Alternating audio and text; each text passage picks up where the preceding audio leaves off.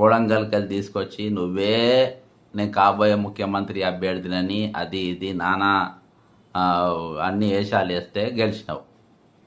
ఆడ నువ్వు నా దగ్గరకు వచ్చి పోటీ చేయి, నేను ఉప ముఖ్యమంత్రి చేస్తా అది ఇదని అన్నాడు.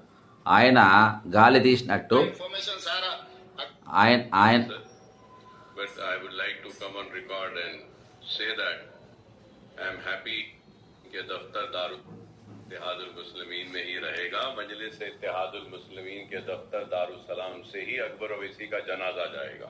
విన్నరా, నేను సచ్చే వరకు ఎంఐఎంలోనే ఉంటా, అండ్లకెళ్ళి ఎండ్లకెళ్ళి కూడా రాను, నాకు అవసరం లేదని నేను అన్నాడు. అన్నీ అవసరం ఏమున్నది, పండుకున్న లేపు తన్నించుకోవడం ఎందుకంటున్నా ఈ సందర్భం.